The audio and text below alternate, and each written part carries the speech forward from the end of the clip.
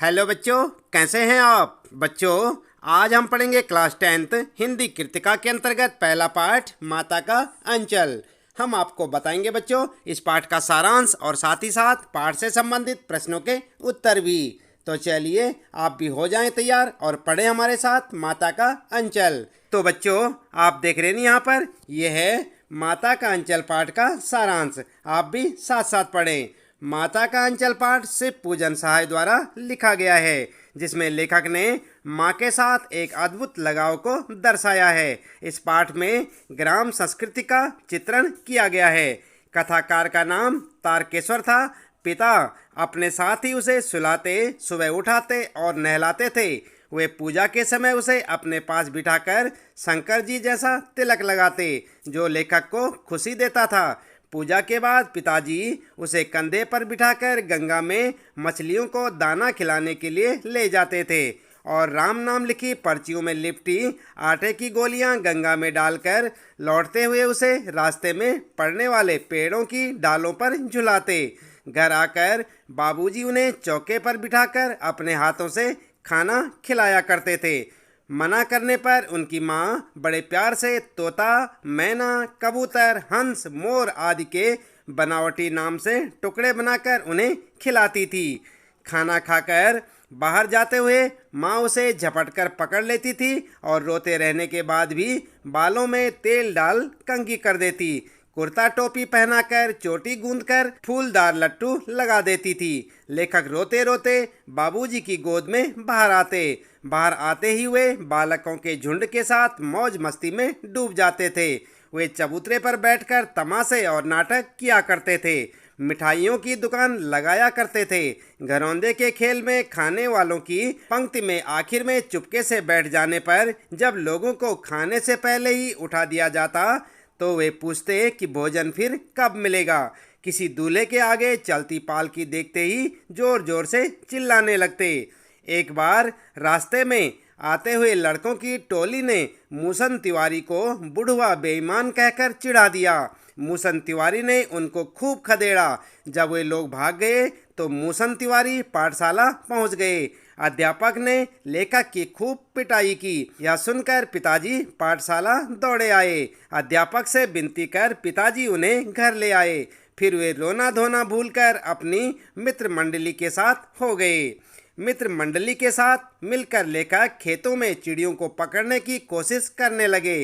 चिड़ियों के उड़ जाने पर जब एक टीले पर आगे बढ़कर चूहे के बिल में उसने आसपास का भरा पानी डाला तो उसमें से एक सांप निकल आया। डर के मारे लुढ़क कर गिरते पड़ते हुए लेखक लहूलुहान स्थिति में जब घर पहुंचे तो सामने पिता बैठे थे, परंतु पिता के साथ ज़्यादा वक्त बिताने के बावजूद लेखक को अंदर जाकर माँ से लिपटने में अधिक सुरक्षा महसूस हुई।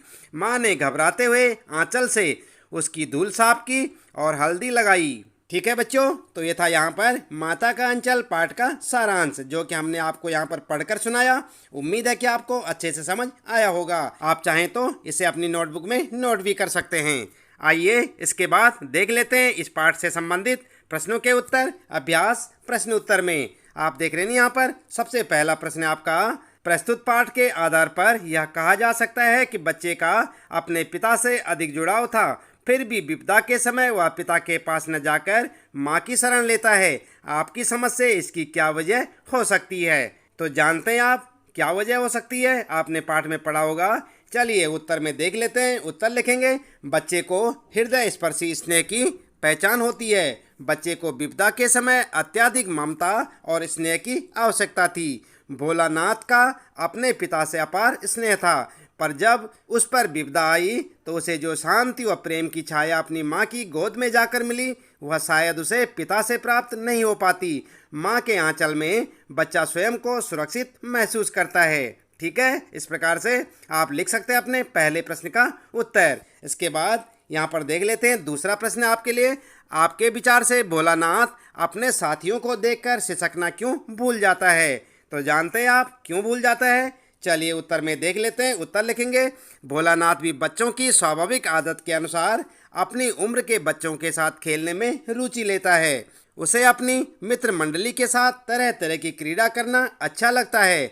वे उसके हर खेल व हुड़दंग के साथी हैं। अपने मित्रों को मजा करते देख वह स्वयं को रोक नहीं पाता, इसलिए रोना भूलकर वह दोबारा अपनी मित्र मंडली में खेल का मजा उठाने लगता है। उसी मग्न अवस्था में वह सिसकना भी भूल जाता है। ठीक है बच्चों, इस प्रकार से आप लिख सकते हैं अपने दूसरे प्रश्न का उत्तर।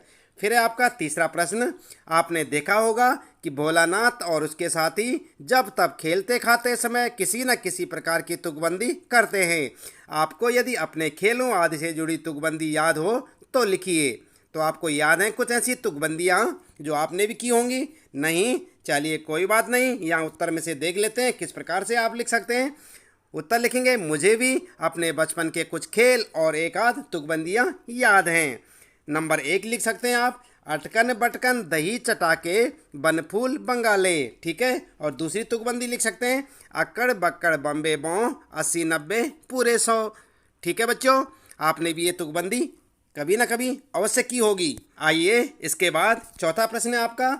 भोलानाथ और उसके साथियों के खेल और खेलने की सामग्री आपके खेल और खेलने की सामग्री से किस प्रकार भिन्न है? तो जानते हैं आप किस प्रकार भिन्न है? चलिए उत्तर में देख लेते हैं। उत्तर लिखेंगे, भोलानाथ और उसके साथी खेल के लिए आंगन व खेतों पर पड़ी चीज़ों को ही अपने खेल का आधार बनाते हैं। उनके लिए मिट्टी के बर्तन, पत्थर, पेड़ों की पत्तियाँ, गीली मिट्टी, घर के सामान आदि वस्तुएं होती थी जिनसे वे खेलते व खुश होते।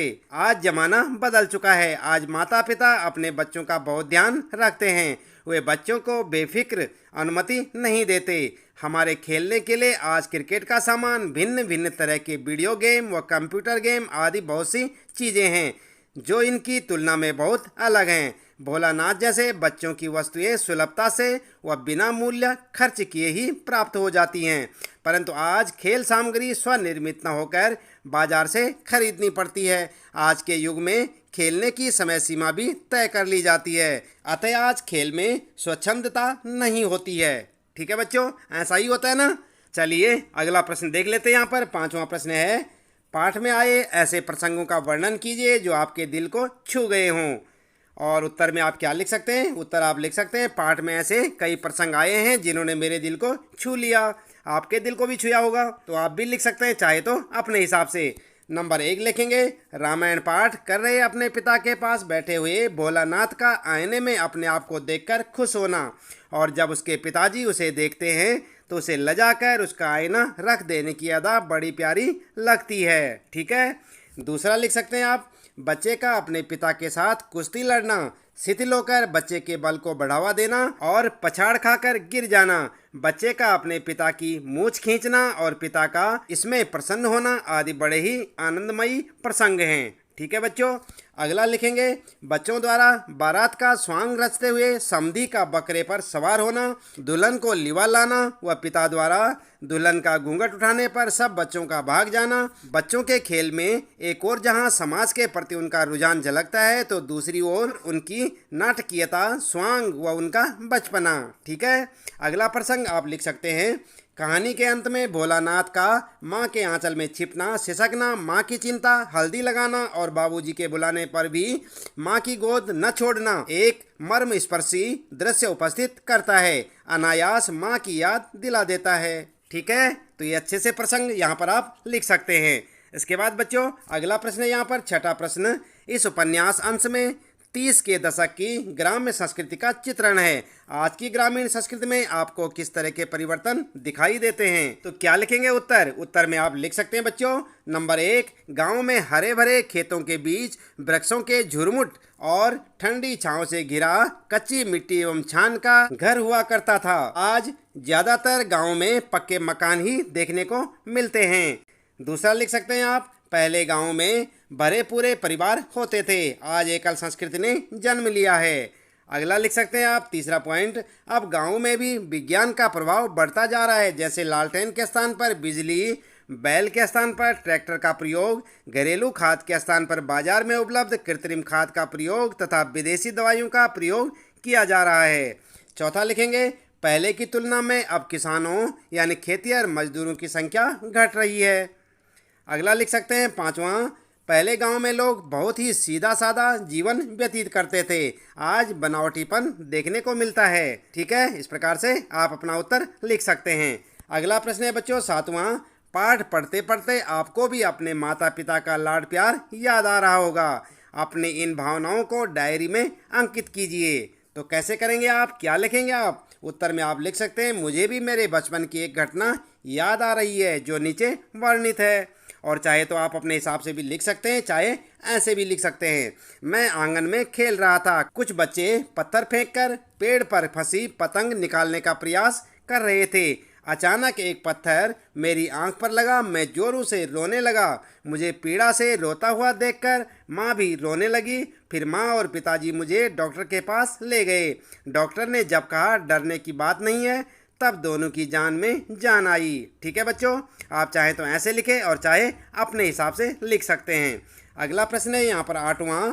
यहाँ माता पिता का बच्चे के प्रति जो वात्सल्य व्यक्त हुआ है उसे अपने शब्दों में लिखिए। तो इस प्रश्न का उत्तर भी आप अपने शब्दों में लिख सकते हैं और चाहे तो ऐसे लिखें।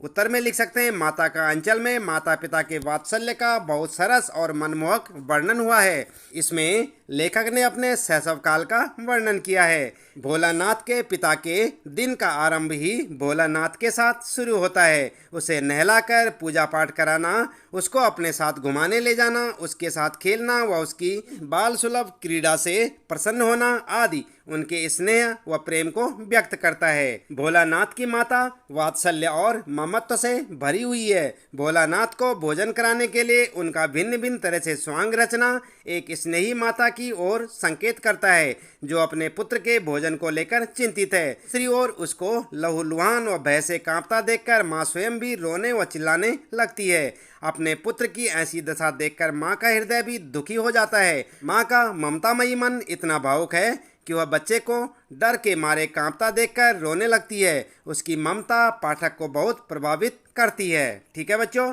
इस प्रकार से आप लिख सकते हैं अपने 8वें प्रश्न का उत्तर। फिर है 9वां प्रश्न। माता का अंचल शीर्षक की उपयुक्तता बताते हुए कोई अन्य शीर्षक सुझाइए। इसका कोई अन्य शीर्षक आप क्या बता सकते हैं? नहीं? चलिए ऐसे लिख सकते हैं आप उत्तर में। लेखक ने इस कहानी के आरंभ में दिखाया है कि भोलानाथ का ज़्यादा से ज़्यादा समय पिता के साथ बीतता है। कहानी का शीर्षक पहले तो पाठक को कुछ अटपटा सा लगता है, पर जैसे जैसे कहानी आगे बढ़ती है बात समझ में आने लगती है। इस कहानी में माँ के आंचल की सार्थकता को समझाने का प्रयास किया गया है।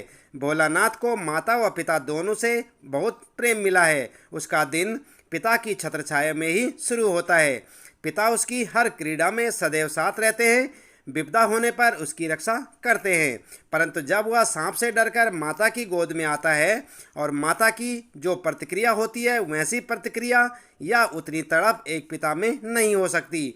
माता उसके भय से भयभीत है, उसके दुख से दुखी है, उसके आंसू से खिन्न है। वह अपने पुत्र की पीड़ा को देखकर अपनी सुध-बुध खो देती है। वह बस इसी प्रयास में है कि वह अपने पुत्र की पीड़ा को समाप्त कर सके। माँ का यही प्रयास उसके बच्चे को आत्मीय सुख व प्रेम का अनुभव कराता है। उसके बाद तो बात शीशे की तरह साफ हो जाती है कि पाठक का शीर्षक माता का अंचल क्यों उचित है। पूरे पाठ में माँ की ममता ही प्रधान दिखती है, इसलिए कहा जा सकता है कि पाठ का शीर्षक सर्वथा उचित है। इसका अन्य शीर्षक हो सकता है माँ की ममता। आई बात समझ में? इस प्रकार से आप अपना उत्तर लिख सकते हैं। इसके बाद बच्चों 10वां प्रश्न है, बच्चे माता पिता के प्रति अपने प्रेम को कैसे अभिव्यक्त करते हैं? तो आप कैसे करते हैं बच्चों? चलिए उत्तर में देख लेते हैं। बच्चे माता पिता के प्रति अपने प्रेम की अभिव्यक्ति कई तरह से करते हैं। नंबर 1, माता पिता के साथ विभिन्न प्रकार की बातें करके अपना प्यार व्यक्त करते हैं। और नंबर 2, माता पिता को कहानी सुनाने, कहीं घुमाने ले जाने या अपने साथ खेलने को कहकर। ठीक है। तीसरा लिख सकते हैं, माता पिता के साथ नाना प्रकार के खेल खेलकर। अगला लिखेंगे चौथा, माता पिता की गोद में बैठकर या पीठ पर सवार होकर। ठीक है। अगला लिखेंगे, वे अपने माता पिता से रो धोकर या जिद करके कुछ मांगते हैं और मिल जाने पर उनको विभिन्न तरह से प्यार करते हैं। फिर लिख सकते हैं, माता पिता के साथ रहकर उनसे अपना प्यार व्यक्त करते हैं। ठीक है। इस प्रकार से आप अपना उत्तर लिख सकते हैं। फिर है बच्चों 11वां प्रश्न, इस पाठ में बच्चों की जो दुनिया रची गई है वह आपके बचपन की दुनिया से किस तरह भिन्न है? तो क्या लिखेंगे उत्तर? आप लिख सकते हैं उत्तर में, प्रस्तुत पाठ में बच्चों की जो दुनिया रची गई है उसकी पृष्ठभूमि पूर्णतया ग्रामीण जीवन पर आधारित है। प्रस्तुत कहानी 30 के दशक की है। तत्कालीन समय में बच्चों के पास खेलने कूदने का अधिक समय हुआ करता था। उन पर पढ़ाई करने का दबाव अब जितना नहीं था। ये अलग बात है कि उस समय उनके पास खेलने के अधिक साधन नहीं थे। वे लोग अपने खेल प्रकृति से ही प्राप्त करते थे और उसी प्रकृति के साथ खेलते थे। उनके लिए मिट्टी, खेत, पानी, पेड़, मिट्टी के बर्तन आदि साधन थे। आज 3 वर्ष की उम्र होते ही बच्चों को नर्सरी में भर्ती करा दिया जाता है। आज के बच्चे वीडियो गेम, टीवी, कंप्यूटर, शतरंज आदि खेलने में लगे रहते हैं या फिर क्रिकेट, फुटबॉल, हॉकी, बैडमिंटन या कार्टून आदि में ही अपना समय बिता देते हैं। आई बात समझ में? अगला प्रश्न है बच्चों 12वां, फणीश्वर नाथ रेणु और नागार्जुन की आंचलिक रचनाओं को पढ़िए। तो बच्चों अगर ये रचनाएं आपको मिलती हैं तो आप अवश्य इन्हें पढ़ें। उत्तर में आप चाहें तो ऐसे लिख सकते हैं, फणीश्वर नाथ रेणु का उपन्यास मैला आंचल पठनीय है। और इसी प्रकार से आगे लिख सकते हैं, नागार्जुन का उपन्यास बलचनवा आंचलिक है। ठीक है, आई बात समझ में? और यदि आपको ये रचनाएं पढ़ने को मिलती हैं तो आप इन्हें जरूर से जरूर पढ़ें। तो बच्चों इसी प्रश्न के साथ इस पाठ से संबंधित प्रश्नों के उत्तर यहाँ पर समाप्त होते हैं। उम्मीद है कि आपको अच्छे से समझ आए होंगे। इसी प्रकार लगातार क्लास 10th के सभी पाठों को पढ़ने के लिए आप लगातार जुड़े रहें हमारे साथ, देखते रहें वीडियो। और यदि आप चैनल में पहली बार आए हैं तो चैनल को सब्सक्राइब अवश्य कर दें, बेल आइकन भी दबा दें बच्चों, ताकि आपको आने वाली प्रत्येक पाठ की वीडियो की नोटिफिकेशन मिलती रहे। मिलते हैं अगली वीडियो में नए पाठ के कुछ नए प्रश्न उत्तरों के साथ।